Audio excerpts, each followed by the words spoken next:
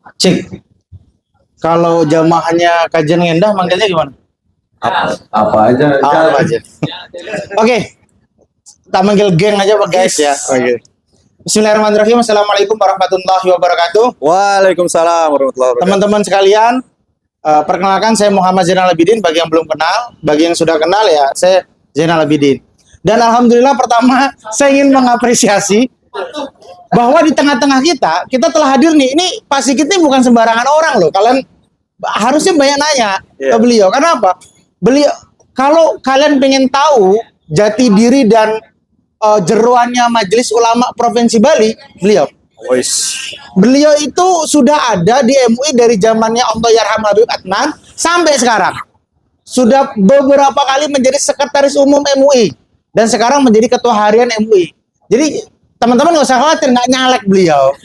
Beliau ini benar-benar orang tua kita. Bener. Loh, salah satu tokoh yang tidak ada resistennya di Bali, salah satunya beliau. Cuma beliau emang nggak mau nyalek. Gitu. Lebih ngomong aja Bang ya. Ngomong aja. Ngomongin kita aja. Ya, jadi dengan special edition sekarang tentang kemerdekaan, memang saya beneran belajar loh untuk hari ini. Karena sebelum kita bilang bagaimana cara mempertahankan kemerdekaan, kita harus tahu dulu gimana sejarahnya kita merdeka. Iya, betul. Ingat ya, kita harus tahu gimana caranya sejarahnya kita merdeka. Kita dijajah, dilakukan invasi pertama dalam zaman VOC. Itu belum dikatakan penjajahan aslinya. Tapi sampai adanya angkatan perang Belanda, sampai angkatan perang Jepang, bangsa kita mulai mengerti dan mulai sadar untuk kapan harus merdeka. Itu dimulai dari tahun 1911. Awal mulai seperti ini. Tahu nggak itu dari mana? Dari kumpulannya para ulama. Loh bener ini.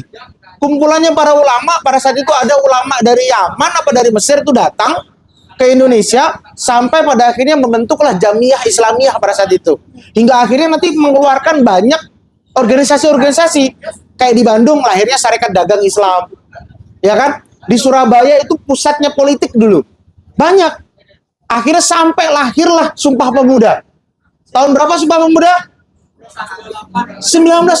Ya guru harus tahu. Iya. Nggak tahu evaluasi nanti. Bayangkan loh. 1928. Dan kalau teman-teman sering dapat dari TikTok atau reel Instagram yang statementnya Mahfud MD itu benar. Indonesia adalah satu-satunya negara di dunia ini yang benar-benar merdeka mengusir penjajah. Itu benar. Tapi untuk mengurai itu kita harus membaca psikologisnya para pendiri bangsa kita. Ingat ya, Soekarno dan Hatta dan Rajiman itu nggak mau memerdekakan diri sendiri, tapi maunya menerima hadiah dari Jepang. Ingat loh ya, Jepang dari Jenderal Terauchi mengatakan bahwa Indonesia akan merdeka tapi nanti tanggal 24 Agustus. Ya kan? Indonesia nanti akan dikasih merdeka sehingga disusunlah dengan runut. 1 Maret pembentukan BPUPKI, 29 Mei sidang pertama BPUPKI sampai tanggal 1 Juni lahirlah istilah Pancasila yang sekarang diklaim oleh rezim. Nggak apa-apa ya gitu ya. Diklaim oleh rezim hari lahirnya Pancasila. No, saya nggak sepakat. Pancasila lahir bukan 1 Juni. Istilah Pancasila lahir memang 1 Juni. Betul. Itu Soekarno. Tapi Pancasila yang ketuhanan yang Maha Esa hingga keadilan sosial itu lahirnya 18 Agustus. Karena nanti itu di dalam sidangnya PPKI. Nah, ini kita runut ya. 29 Mei hingga 1 Juni sidang BPUPKI pertama. Selanjutnya ada masa reses. Ada sidang BPUPKI kedua. Nah, di masa reses lahirlah yang namanya Piagam Jakarta yang pada akhirnya menjadi preambulnya Undang-Undang Dasar. Bang, sebelum dilanjut Bang, mungkin teman-teman mungkin yang tadi majuan dikit deh. Ya, welcome to kajian kita special edition. Kawan-kawan dari Ikatan Pelajar, alhamdulillah hari ini Ikatan Pelajar mana? Ikatan Pelajar Muhammadiyah Bang. Oh IPM. Iya dari IPM. Beliau kebetulan udah selesai muktamar ya? Belum kan? Oh, belum.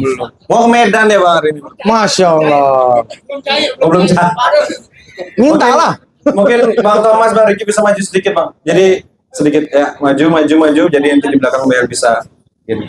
Ya. Oke, alhamdulillah. Oke. Nanti sebelum masuk materi Bang bisa mukadimah untuk pengenalan juga dan segala macam. Oke, selamat lanjut. Oke, nanti pengenalannya di tengah-tengah lagi ya. Iya, siap. Lanjut nih, lahirlah Piagam Jakarta tanggal berapa? Piagam Jakarta tanggal berapa? Yuk, yang bisa yuk. Gimana mau ngomong kemerdekaan? Sejarah negara aja nggak tahu nih. Piagam Jakarta kapan, Leo? Oh iya betul. Ah, ini bisa jawab. Tepuk tangan dulu dong. Piagam Jakarta itu lahir di tanggal 22 Juni. Ingat ya, itu ditetapkan oleh Panitia 9 dan semua sepakat isinya. Termasuk A.A. Maramis di situ sepakat isinya. Yang diketuai oleh Soekarno kan? Isinya apa? Bahwa sesungguhnya kemerdekaan itu ialah hak segala bangsa dan oleh sebab itu maka penjajahan harus dihapus dari dan seterusnya hingga pada akhirnya negara Indonesia berdasarkan ketuhanan yang menjalankan syariat Islam bagi para pemeluknya. Piagam Jakarta. Perlu diingat. Kenapa saya headline ini? Karena apa? Dalam pembentukan negara kita itu ada perdebatan ideologis, ada perdebatan secara prinsipal.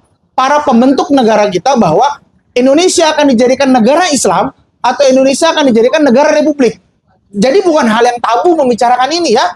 Bukan hal yang tabu. Pembicaraan ini adalah masih terus dibicarakan.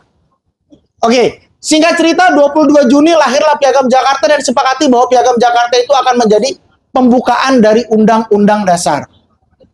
Nah, Undang-Undang Dasar itu kalau berdasarkan peraturan perundang-undangan itu adalah grundnorm, dasarnya hukum.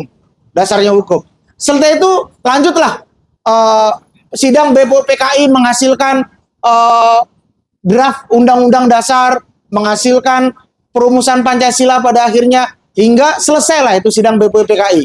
Dan Hiroshima dan Nagasaki dibom atom itu tanggal berapa? Tanggal 6 Agustus. Kenapa harus kita bahas ini? Karena itu momentum penting. Tanggal 6 dan 9 Agustus, Jepang itu dilontarkan. Siapa yang kemarin nonton Oppenheimer tuh? Itu siapa? Ricky sama Fadli itu. Ricky, Oppenheimer nonton nggak? Oh, iya. Karena apa? Di situ menjadi cikal bakal Indonesia itu bisa merdeka juga. Tanggal 6, tanggal 9 Agustus itu terjadinya bom Hiroshima dan Nagasaki. Setelah kita runut lagi Indonesia ya. Setelah selesai sidang BPUPKI, utusan dari Indonesia itu 3 orang datang ke Vietnam menemui Jenderal Terauchi. Siapa? Insinyur Soekarno, Muhammad Hatta, sama Rajiman. Rajiman ini ketua BPUPKI. Insinyur Soekarno ketua Panitia 9, yang pada akhirnya nanti ketua BPUPKI. Datang ke sana untuk melobi Jenderal bagaimana janji pemerintah Jepang untuk memberikan kemerdekaan kepada Indonesia. Pada saat itu Jenderal Terauchi bilang, oke, kalian persiapkanlah kemerdekaan kalian dan kalian akan merdeka nanti di tanggal 24 Agustus. Ini ya momentumnya ya, itu sampai tanggal 14 Agustus. Ingat ya, 14 Agustus ini udah Ramadan. Ini jam-jamnya akan detail nih. Pada saat itu, tanggal 14 Agustus, Jepang Kaisar Hiroshi, siapa ya nama kaisarnya? Kaisarnya mengumumkan Jepang menyerah kepada sekutu. Itu penyebaran informasi itu terbatas. Ada satu orang di Indonesia yang mendengar itu. Tahu nggak siapa namanya? Syahrir. Sultan Syahrir. Pemuda. Sultan. Nanti ada 2 versi dari Sultan Syahrir nih. Yang satu dibilang biang kerok, yang satu dibilang penyelamat. Nanti kita akan uji nih. Dari sisi pemuda dia penyelamat. Dari sisi orang tua dia biang kerok. Maka dari itu kita harus memahami psikologis orang tua dan psikologis anak mudanya. Oke ya? Ini kita akan aspek 2. Sultan Syahrir dengar di radio. Oh, Jepang udah menyerah nih ke sekutu. Sultan Syahrir ini pinter, karena apa? Di konvensi Wina, waktu itu ada Liga Bangsa-Bangsa, mengatakan bahwa negara yang diberikan kemerdekaan oleh negara yang kalah perang harus dikembalikan kepada negara penjajah sebelumnya. Itulah menjadi alasan kenapa Belanda itu masih melakukan agresi militer pertama tahun 49. Itu logis. Belanda masuk Indonesia itu legal menurut PBB, hingga pada akhirnya Hatta melakukan lobby konferensi meja bundar, konferensi Ligarjati, ya pelajaran SD, SMP, SMA ya. Itu penting loh ini. Nah, Sultan Syahrir melakukan itu, akhirnya ketika Soekarno, Hatta, Rajiman turun di bandara, orang-orang tua nih, Khairil Saleh dan sebagainya itu jemput. Fraksi pemuda, ingat ya, fraksi pemuda waktu itu buat rapat.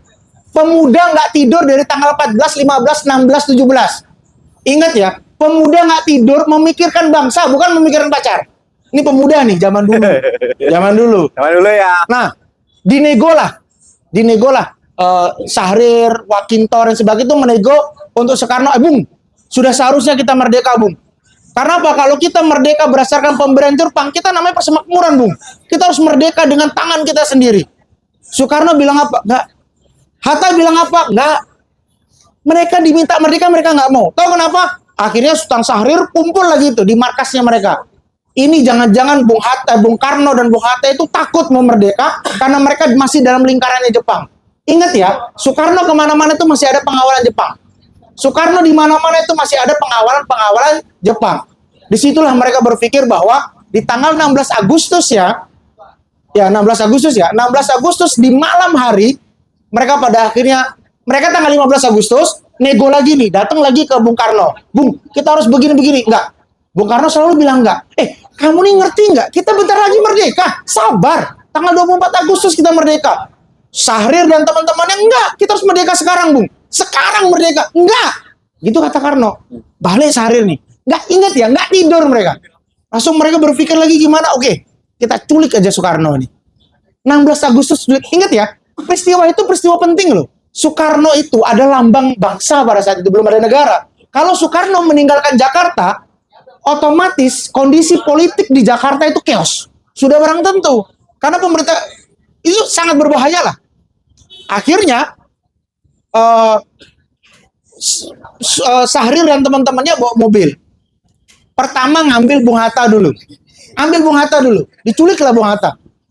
Kita mau kemana? Kayak orang PKI mau nyulik jenderal dulu. Ikut saja, Bung. Ingat ya, ini pemuda nih gayanya. Enggak, ikut aja, Bung. Bener gitu, ikut aja, Bung. Bung jangan bayar nanya, ikut aja dulu sama kita. Sekarang kita mau kemana? Kita mau ketemu Bung Karno. Datang ke Bung Karno. Pada saat itu Bung Karno dibawa adalah Bung Karno, Fatmawati, sama Guntur. Guntur masih bayi itu. Akhirnya pada malam hari melakukan perjalanan. Mereka berpikir, kalau di Jakarta nggak aman. Karena di Jakarta itu semua ada Jepang, ada Nippon. Akhirnya kita ke Karawang aja. Akhirnya kemana tuh? Rengas Dengklok. Tapi ada adegan lucunya. Di tengah perjalanan mereka balik. Tahu nggak? Satu mobil tuh balik gara-gara apa? Susunya Guntur ketinggalan. Lo bener ini. Nah, kenapa sejarah ini harus diungkap? Itu mengatakan bahwa pada saat itu kredit. Sampai Fatmawati nggak sempet loh bawain susunya Guntur. Akhirnya satu mobil tuh kembali hanya untuk ambil susunya Guntur. Akhirnya mereka sampailah ke Rengas Dengklok. Alasannya kenapa Rengas Dengklok? Karena itu adalah markasnya PETA. Ya kan? Kalau itu di markasnya PETA pasti aman. Ingat, di 16 Agustus itu Soekarno, Hatta, Sukirman itu tetap nggak mau untuk proklamasi. Itu berdasarkan arsip yang dipublikasikan. Tapi kalau teman-teman bisa akses arsip nasional, makanya kita harus percaya dengan apa Mahfud MD. Tanggal 16 Agustus Soekarno-Hatta itu membacakan proklamasi. 16 Agustus Soekarno-Hatta itu membacakan proklamasi di hadapan 7 anak muda. Kalau nggak gitu nggak boleh pulang Soekarno-Hatta ini. Membacakanlah proklamasi dia. Pulanglah. Ngobrol di jalan. Bung, proklamasi yang tadi itu nggak sah. Loh, kenapa begitu? Tidak ada yang mendengar. Di situ, ingat ya, Soekarno sama Hatta itu emang mau ngikutin anak muda ini. Tapi mereka masih khawatir dengan stabilitas politik. Bener nggak nanti diakuin? Ya kan? Akhirnya, jalan itu pulang. Bung, kita harus proklamasi. Makanya mereka langsunglah ke rumahnya Laksamana Maeda. Pada akhirnya mereka kembali lagi ke Pegangsaan Timur nomor 59. Bukan dong. 69 ya. Pegangsaan. Dan ingat ya, itu adalah rumahnya keluarga Marta. Itu keluarga keturunan Arab itu. Jadi jangan kita diskriminasi Fadli. Nah, itu rumah itu dibacakan proklamasi itu rumahnya keturunan Arab loh. Bayangin, kalian harus membaca kondisinya seperti ini. Orang itu nggak sembarangan berani ngasih rumahnya untuk proklamasi. Resikonya mati loh. Ya. Iya dong. Bayangin loh, waktu itu Jepang itu masih ada di negara kita. Tapi mereka pada akhirnya melakukan proklamasi. Dan yang perlu diingat, Soekarno membaca proklamasi itu 3 kali. Yang pertama di Rengas Dengklok, yang kedua di Pegangsaan Timur, yang ketiga di mana? Di Radio Republik Indonesia. Karena diminta oleh RRI Soekarno untuk merekam ulang itu. Nah, itulah kenapa mengatakan bahwa kalau seandainya itu banyak, Hatta tuh merasa bahwa anak-anak muda ini sudah keterlaluan.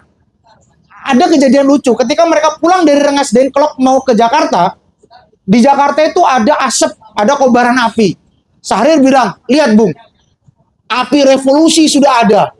Ingat ya, ternyata ketika mereka lewat, ternyata itu adalah petani yang sedang membakar rumput, ya kan, untuk membuka sawah. Soekarno bilang ini, itu adalah perilaku Marhens yang sedang membuka lahannya. Woi, Syahrir sampai malu jadinya. Maksudnya Soekarno pengen begini, semangat kalian emang bagus, tapi buktinya kalian juga ceroboh. Orang tua tuh selalu mencoba membenarkan dirinya. Anak muda selalu terlalu cepat untuk mengambil suatu keputusan. Tapi dua hal inilah yang melahirkan bangsa ini, yang melahirkan Negara Kesatuan Republik Indonesia. Anak muda yang semangatnya tinggi dan orang tua yang mau menerima pendapat dari anak muda. Tapi anak muda juga nggak boleh terlalu bahwa nggak, saya yang paling tahu, nggak juga. Tapi orang tua juga jangan kayak gitu, nggak. Kamu harus ngikutin saya yang paling benar, nggak juga. Tapi harus diingat.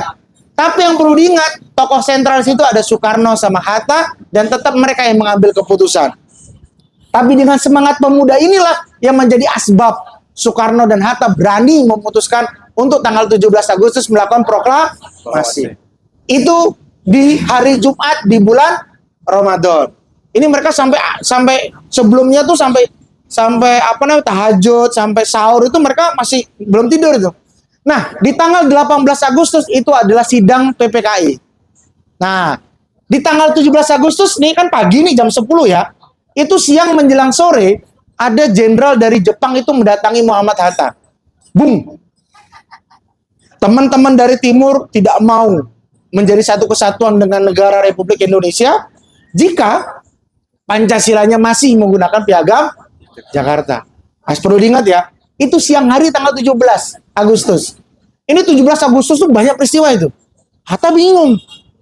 Karena dari kelompok timur, dari kelompok Sulawesi Utara, kelompok Papua tuh nggak terima. Dan Gusti Ketut Puja juga nggak terima dari kelompok Bali. Akhirnya pusing. Solusinya adalah dipanggillah dua tokoh sentral. Ki Bagus Hadikusumo. Siapa Ki Bagus Hadikusumo? Ketua PP Muhammadiyah, dan Wahid Hasyim, Ketua PBNU. Tapi Soekarno pinter. Untuk melobi dua tokoh ini, dikasih tokohnya juga. Diambillah tokoh Muhammadiyah yang pro dengan Soekarno. Ya kan, diambil tokoh Muslim dari Aceh yang untuk melobi mereka. Pada akhirnya mereka mau dilobi dengan kalimatnya menjadi ketuhanan yang Maha Esa. Ingat ya, Ki Bagus Hadikusumo sama Wahid Hasyim mengatakan tafsir dari ketuhanan yang Maha Esa adalah apa? Allahu Ahad. Allah itu Esa. Itu tafsirnya. Dengan Ki Bagus Hadikusumo dan Wahid Hasyim mengatakan iya, akhirnya proklamasi itu jadi, disahkan tanggal 18 Agustus. Tapi ingat, Soekarno bilang kepada Ki Bagus Hadikusumo, tuan-tuan sekalian tidak perlu khawatir, tuan-tuan sekalian. Bahasanya memang begitu. Tuan-tuan ketika ingin menjalankan syariat Islam di negara ini, tuan-tuan rebut suara di konstituante. Karena pada saat itu dibentuk konstituante. Buatlah suatu peraturan perundang-undangan yang mengakomodir syariat Islam. Tapi sekarang ketika kita bicara tentang syariat Islam, Beredel. ya, Ilham yang bilang ya. Itu sejarahnya. Dan pembahasan itu masih terus dibahas sampai tahun 65. Zamannya Soeharto baru nggak dibahas lagi. Karena subversif yang luar biasa itu kan. Di zamannya Soekarno terus perdebatan itu sampai lahirlah NII, DITII dan sebagainya, banyaklah Kartosuwiryo dan sebagainya.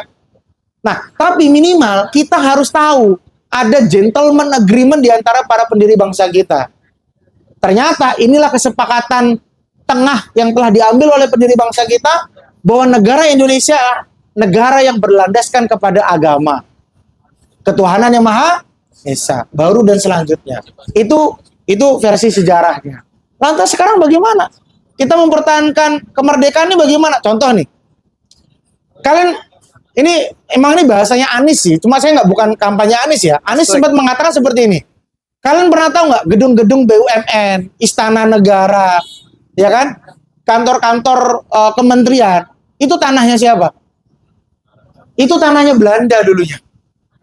Yang gedung-gedung Belanda kayak kantor Bappenas tuh gedung-gedung Belanda yang diakuisisi oleh Negara Kesatuan Republik Indonesia. Tapi kalau kita ingin memaknai kemerdekaan, salah dong. Ingat loh, Belanda tuh dapat tanah dari mana? Tanahnya siapa dulu? Tanahnya rakyat yang diambil paksa oleh Belanda. Seharusnya negara ini ketika berpikir jernih dikembalikan itu kepada rakyat. Atau negara membayar ganti rugi kepada rakyat dengan tanah yang telah digunakan. Tanah ini untuk negara apa tanah ini untuk rakyat? Rakyat. Tanah ini untuk rakyat. Kenapa? Unsurnya negara itu adalah ada tanah, ada rakyat. Baru ada pemerintahan. Ada pemerintahan, nggak ada tanah, nggak ada rakyat, percuma. Lantas ketika tanah itu dimonopoli oleh negara, hingga pada akhirnya rakyat itu menangis dan menjerit-menjerit, apakah itu tafsir dari kemerdekaan? Oleh karena itu lahirlah pasal 33, bumi, air, dan yang udah bukan itu. Avatar. Itu seluas-luasnya dimanfaatkan untuk rakyat. Anak miskin, terlantar itu harus diberdayakan oleh rakyat. APBN untuk pendidikan sebesar 20. Jadi kalau ada anak bangsa yang nggak bisa sekolah atau sekolahnya mahal, itu salah negara. 20% APBN itu untuk pendidikan. Cocok nggak nyalek ini ya, bagus ya? Cocok ya? Jangan, Jangan ya? boleh. 20% APBN itu gitu. Ingat ya, pembentuk negara ini benar-benar memikirkan kalian semua sebagai rakyatnya. Tapi karena kita menggunakan teorinya Montesquieu, pembagian kekuasaan, trias politika, legislatif, eksekutif, yudikatif, pada akhirnya harus adanya pembagian kekuasaan. Kekuasaan legislatif dan eksekutif sebagai check and balances, kekuasaan yudikatif sebagai majelis penghakiman. Tapi ketiga lembaga ini telah disusupi dengan sistem-sistem yang membuat mereka bisa menjadi koruptif. Itu menjadi permasalahannya. Ya kan? Contoh, tadi ketika dibilang, Ricky tadi bilang apa? Kemerdekaan itu, kebebasan. Ya. Ingat ya, di negara ini nggak ada kebebasan, brother. Bener nggak? Coba Ricky sekarang suruh telanjang di situ. Ditangkap nggak? Tangkap. Nggak bebas dong. Tafsirnya kan begitu jadinya. Ya. Contoh nih, Ricky tiba-tiba bilang kebun binatang kepada Rio. Rio bisa menjari Ricky nggak? Bisa. Bebas nggak? Bebas. Nggak bebas jadinya. Tapi memaknai bebas bukan seperti itu. Seperti Pak Sigit bilang tadi. Memaknai bebas itu adalah, makanya lahirlah ada gium hukum. Aneh Pasmara siapa namanya? Adi. Ubi Societas Sibius apa artinya? Ketika masyarakat ini sudah berkumpul, disitulah lahir hukum. Hukum sebagai hal yang untuk mengatur dan memaksa sebagai bentuk batasan kita hidup bernegara dan berbangsa. Kebebasan itu tidak berarti kebebasan mutlak, brother. Kalau kebebasan mutlak, kamu bisa kencing di mana aja. Ya kan? Bisa telanjang di mana aja. Di Indonesia apakah ada orang seperti itu? Ada. Orang gila. Tapi kalau kalian menganggap diri kalian waras, nggak bisa seperti itu. Nah, jadi tafsir kemerdekaan seperti apa? Ya kita urut dulu. Negara ini kenapa kok mau merdeka? Tahu nggak negara ini kenapa mau merdeka? Karena apa? Tanahnya dijajah. Mereka yang kerja, mereka yang capek, mereka yang punya tanah, tapi mereka nggak nerima uangnya. Kalau sekarang masih terjadi seperti itu, berarti kalian nggak merdeka. Iya dong. Sekarang nih, banyak penduduk Indonesia yang nggak punya tanah. Dulu penduduk Indonesia itu punya tanah yang diambil oleh Jepang. Sekarang penduduk Indonesia nggak punya tanah. Nih anak-anak muda nih, ya, mungkin rate umur 20 sampai 30 tahun, mungkin sampai 35 tahun, bisa jadi belum ada yang punya rumah. Mungkin ngekos, mungkin kontrak, ikut orang tuanya. Mungkin ada orang tua yang baru punya rumah ketika umur 50 tahun, 60 tahun. Plot twist-nya terlalu banyak hidup di negara ini. Tapi apakah salah? Enggak juga. Masih lebih baik kita hidup di zaman ini ketika kita hidup di zaman dulu. Ya kan? Bahkan dulu ketika kuliah saya pernah ngomong sama dosen saya waktu kuliah umum, Pak, gimana kalau Indonesia kita jadiin Majapahit lagi, Pak? Asik. Jadi kita nih jadi negara kerajaan aja, monarki. monarki absolut lah, rajanya saya. Oh enggak ya? Kan enak, 7 turunan aman kan? Kecuali nanti ada yang kudeta, perang saudara. Saya yang kudeta, Bang. Nah, oleh karena itulah, jadi kita, anak muda yang zaman sekarang, itu harus memaknai kemerdekaan itu dengan benar-benar dengan bijak. Kita harus, jadi gini, dalam hukum pidana itu ada namanya asas determinisme sama indeterminisme.